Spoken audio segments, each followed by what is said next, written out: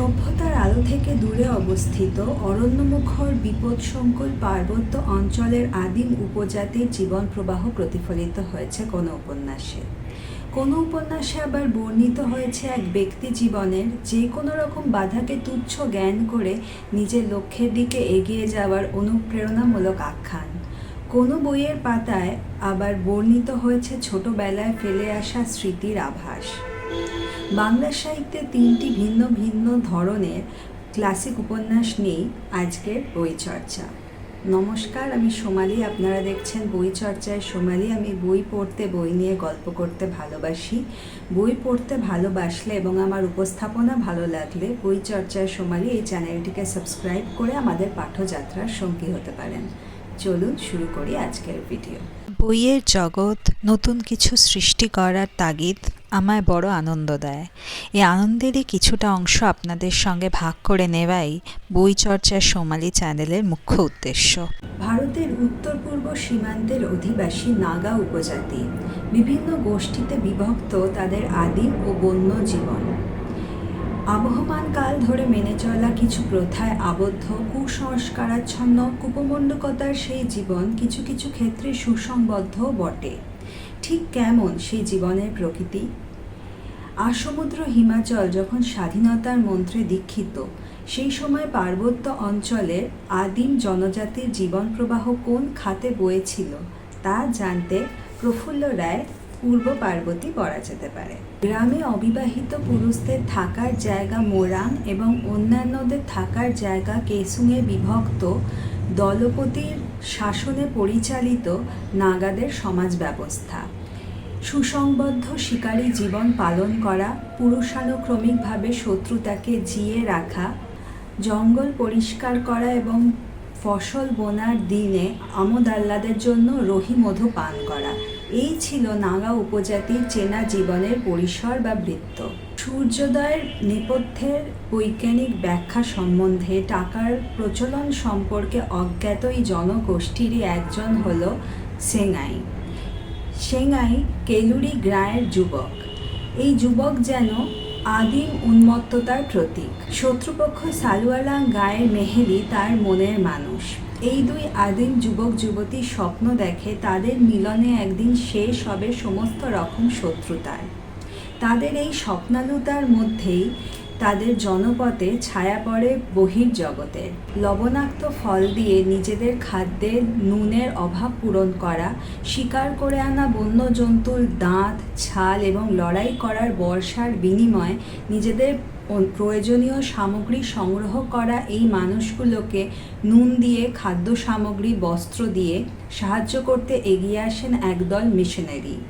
তা কি শুধুই নিঃস্বার্থ সাহায্য, নাকি এই সাহায্যের পেছনে লুকিয়েছিল ব্রিটিশ শাসক গোষ্ঠীর রাজনৈতিক উদ্দেশ্য? কখনো কি কেউ এমন এগিয়ে আসবেন যিনি এই পাহাড়ি এলাকার সরল সিধে সাদা নিজের সাহায্যকারীর প্রতি অনুগত আদিম মানুষগুলোকে নিজেদের স্বাতন্ত্রতা, নিজেদের আস্থা বজায় রেখে মানব সভ্যতার আলোর কাছাকাছি পৌঁছে নিয়ে যাবেন? নাকি এই আদিম মানব গোষ্ঠীর মধ্যেই আছে এমন কেউ যে নিজেদের জনপদে সভ্যতার আলো নিয়ে আসার ক্ষমতা রাখে? এই সমস্ত প্রশ্নের উত্তর রয়েছে প্রফুল্ল রায়ের পূর্ব পার্বতী উপন্যাসটিতে। পূর্ব পার্বতী এক বিশেষ অঞ্চলের জনজীবনের আখ্যান হলেও বেশ কিছু চরিত্র পাঠকের দৃষ্টিগোচর হয়। প্রথমেই বলবো কেলুরি গায়ের জোহেরি বংশজাত সেঙ্গাইয়ের কথা। যদিও সেঙ্গাইয়ের আগে তার জনপদের আরও বেশ কিছু মানুষ বহির্জগতে পা রেখেছে, কোহিমায় গেছে, শিলংয়ে গেছে, কিন্তু সেঙ্গাইয়ের মরাল কম্পাস বা নৈতিক মানদণ্ডটি অন্যান্যদের তুলনায় বেশি সক্রিয় থাকায় সেই একমাত্র বুঝেছে যে নিজেদের আস্থা এবং বিশ্বাসের জায়গাটি অক্ষুণ্ণ রেখেও তারা সভ্য জগতের আলো পেতে পারে, তারা সমস্ত মানবিক অধিকার পেতে পারে। এই চরিত্রটি স্বভাবজাত গুণেই পাঠকের দৃষ্টি আকর্ষণ করে। উল্লেখযোগ্য কেলুরি গায়ের খপেগা চরিত্রটি। একদিকে সে যেমন গোড়া প্রাচীনপন্থী, মোরাংয়ে স্ত্রী সংসর্গ সম্পূর্ণভাবে পরিহার করা বা বিয়ের আগে পাত্রপাত্রী 2 মাস ব্যাপী একে অপরের মুখোমুখি না হওয়া প্রভৃতি নিয়ম যাতে ঠিকঠাকভাবে পালন করা হয় সেদিকে তার যেমন সদা সজাগ দৃষ্টি, আবার অন্যদিকে শত্রুপক্ষ সালুয়ালাংয়ের মেয়ে মেহেলির ধর্মপিতা হতেও সে পিছপা হয় না। গোড়া প্রাচীনপন্থীর সঙ্গে সঙ্গে অভিভাবকত্বের স্নেহের উচ্ছ্বাস ঘটে এই চরিত্রটির মধ্যে। উল্লেখযোগ্য ফাদার পিয়ারসন চরিত্রটি। পিয়ারসন যখন বুঝতে পারেন যে বড় ফাদার ম্যাকেনজি বা বড় পাদ্রি ম্যাকেনজি ধর্মযাজকের মুখোশের আড়ালে ব্রিটিশ শাসক গোষ্ঠীর দম্ভকে সদর্পে লালন করছেন, তখন তিনি আস্তে আস্তে ম্যাকেনজির ছত্রছায়া থেকে নিজেকে আড়াল করে দেন। মুহূর্তের জন্যেও পিয়ারসন নিজের আদর্শ থেকে সরে আসেননি। নারী চরিত্রগুলির মধ্যে প্রথমেই বলবো ডাইনি অপবাদে মূল জনপদ থেকে বহিষ্কৃত নাক পলিবার কথা। মানুষ শুধুমাত্র তার কাছে নিজের গুপ্ত কোনো ইচ্ছা চরিতার্থ করতে বা বশীকরণ মন্ত্র শিখতে আসে, কিন্তু তারই ডাইনি হয়ে ওঠার নেপথ্যে যে করুণ কাহিনী লুকিয়ে রয়েছে তা জানলে পাঠকের মন অশ্রুসিক্ত হতে বাধ্য। মেহেলি দুর্দমনীয় এক আদিম যুবতী। অনুভূতিরও যে এক কোমল দিক রয়েছে তা যেন মেহেলির ধর্তব্যের মধ্যেই আসে না। প্রেম, প্রতিহিংসা প্রভৃতি যে কোনো অনুভূতি প্রকাশেই সে উন্মত্ততার পরিচয় দেয়। জামাতসু বেং সাংউ এই দুই নারী চরিত্র প্রমাণ করে যে নাগা সমাজে যদিও সভ্যতার আলো এসে পৌঁছয়নি, কিন্তু দলবদ্ধতা রক্ষা করতে তারা প্রাণ দিতেও পিছপা হয় না। আঞ্চলিক উপন্যাস শুনলেই মনে হতে পারে যে চরিত্রদের কথোপকথনের ক্ষেত্রে আঞ্চলিক ভাষা ব্যবহার করায় তা সহজবদ্ধ হবে না, কিন্তু পূর্ব পার্বতীতে স্থানীয় মানুষদের বাদানুবাদ বা সংলাপের ক্ষেত্রে সহজ বাংলা ভাষা ব্যবহৃত হয়েছে। বিশেষ কিছু কিছু শব্দের ক্ষেত্রে স্থানীয় ভাষা ব্যবহৃত হয়েছে, কিন্তু পাশে পাশে তার বাংলা তর্জমা করে দেওয়া রয়েছে। তাই উপন্যাসটি যে সহজবোধ্য তার বলার অপেক্ষা রাখে না। পূর্ব পার্বতীতে শুরু থেকে শেষ পর্যন্ত প্রতিটি ঘটনা বা ঘটনা পরম্পরা বলা হয়েছে গল্পের ছলে। 24 বা 25 পরিচ্ছদের আগে পাঠক নিজেও বুঝতে পারেন না যে কোন সময়ের কথা বলা হচ্ছে। নাগা সমাজ যেহেতু একটা সীমিত গণ্ডির মধ্যে সীমাবদ্ধ, তাই নাগারা যেভাবে বাইরের পৃথিবীকে আবিষ্কার করে একইভাবে পাঠকও বুঝতে পারেন যে কোন সময়ের কথা বলা হচ্ছে। এই উপন্যাসের ন্যারেটিভের কারণেই এটি পাঠকের জন্য মনোগ্রাহী হয়ে ওঠার ক্ষমতা রাখে। সবশেষে বলবো, যদি এর আগে তারাশঙ্কর বন্দ্যোপাধ্যায়ের হাঁসিলিবাগের উপকথা বা মহাশ্বেতা দেবীর অরণ্যের অধিকার পড়ে থাকেন এবং ক্লাসিক আঞ্চলিক উপন্যাস পড়তে আগ্রহী হন, তাহলে তো পড়তে পারেনি, কিন্তু যদি এর আগে আঞ্চলিক উপন্যাস সম্পর্কে কোনো ধারণা না থাকে তাহলেও পড়তে পারেন প্রফুল্ল রায়ের পূর্ব পার্বতী। মানুষের প্রকৃত পরিচয় নির্ধারিত হয় কোন মানদণ্ডে? তার বংশ পরিচয় নাকি তার কর্মগুণে? যে ব্যক্তি নিজের বংশ পরিচয়ের তোয়াক্কা না করে নিজের কর্মগুণে সমাজে নিজের অবস্থান তৈরি করতে সক্ষম হন বা সেই চেষ্টাটুকু করেন, তার পথ আগলায় কার সাধ্যি?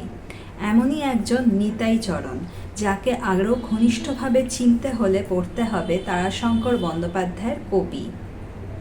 প্রচলিত ধারণা অনুযায়ী সমাজের প্রান্তিক এক সম্প্রদায়ে জন্মে নিতাই কবি রূপে আত্মপ্রকাশ করে।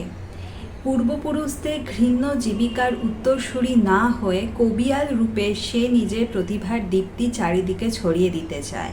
তার এই পথে অসংখ্যবার বাধা আসে। কবির লড়াইয়ের অছিলায় তাকে আস্তাকুড়ের এঁঠো পাতা বলতেও প্রতিপক্ষের বাধে না। নিতাইয়ের এ অপমানে তার বন্ধু রাজার ধৈর্যচ্যুতি ঘটলেও নিতাই কিন্তু তার লক্ষ্যে অবিচল থাকে। নিতাই চরিত্রটির দৃঢ় চেতা মনোভাবের জন্যই পাঠকের মনে এই চরিত্রটির প্রতি শ্রদ্ধার উদ্রেক ঘটে। অন্যদিকে উৎসাহী মনোবল বৃদ্ধিকারী বন্ধুর চরিত্রে রাজা চরিত্রটি অনন্য।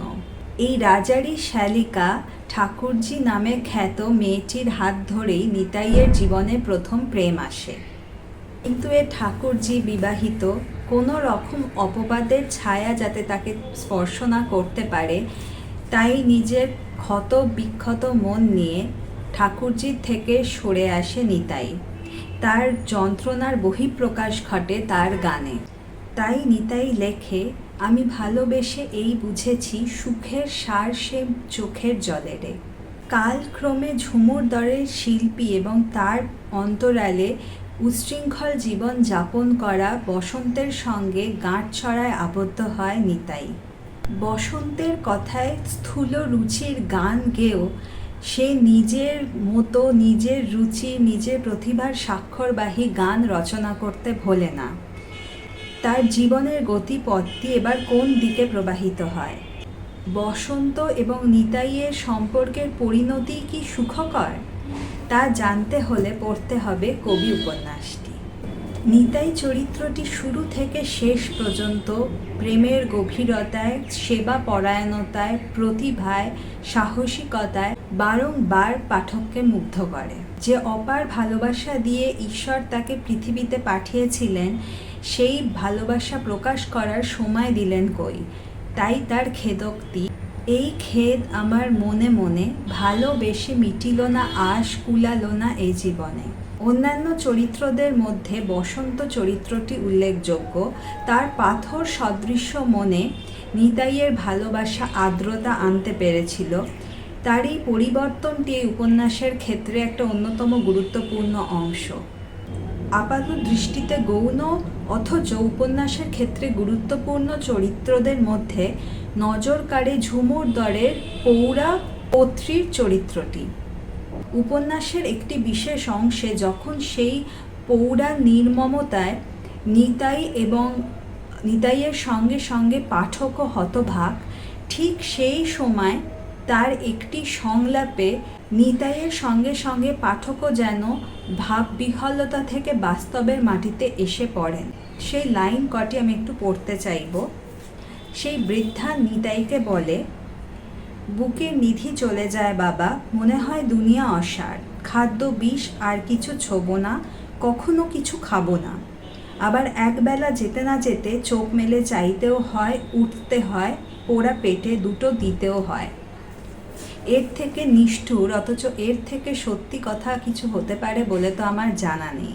ভালোভাবে পড়লে বোঝা যায় যে উপন্যাসটি শুধুমাত্র একটি ব্যক্তি জীবনের কথা বলে না, গভীর জীবন দর্শনেরও কথা বলে। তাই চিরকালীন পাঠ অনুভূতির স্বাদ পেতে অবশ্যই পড়তে পারেন তারাশঙ্কর বন্দ্যোপাধ্যায়ের কবি। আমাদের প্রত্যেকের মধ্যে একটা শিশুর সত্তা লুকিয়ে রয়েছে, অন্তত আমি তাই বিশ্বাস করি। প্রত্যেক দিনের যাপনে, জীবনের নানা ওঠাপড়ায়, বিভিন্ন অভিজ্ঞতায় সেই সত্তা কোথাও হারিয়ে যায়। তারপর অনেক খুঁজেও সেই আমিটাকে আর খুঁজে পাওয়া যায় না। হঠাৎ করে একদিন আমরা আবিষ্কার করি জন্মদিন এলে আর আগের মতো আনন্দ হয় না, পুজোয় নতুন জামা আর আগের মতো মনের সে কাঁপন ধরায় না।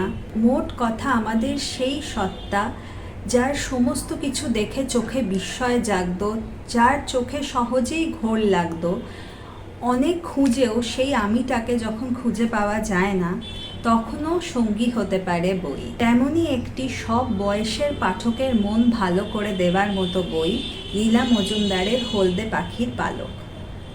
এই বইতে গল্পের মোড়কে, রূপকথার রূপকে এমন গভীর জীবন বোধের কথা বলা হয়েছে যা সচেতন পাঠকের দৃষ্টি এড়ায় না। রুমু এবং বগি এই দুই ভাই বোনের দিন কাটে তাদেরই বাড়ির এক সদস্য ঝগুরুর বিভিন্ন আজগুবি গল্প শুনে। আপাত দৃষ্টিতে মনে হতে পারে এই গল্পগুলি একবারে গাঁজাখড়ি এবং আজগুবি, কিন্তু সচেতনভাবে পড়লে বোঝা যায় যে প্রত্যেকটি গল্পে রয়েছে গভীর অন্তর্দৃষ্টির দোতনা। যে কোনো বয়সের পাঠকের মরাল কম্পাস বা নৈতিক মানদণ্ডটি সম্পর্কে তাকে সচেতন করে দেওয়ার প্রয়াস।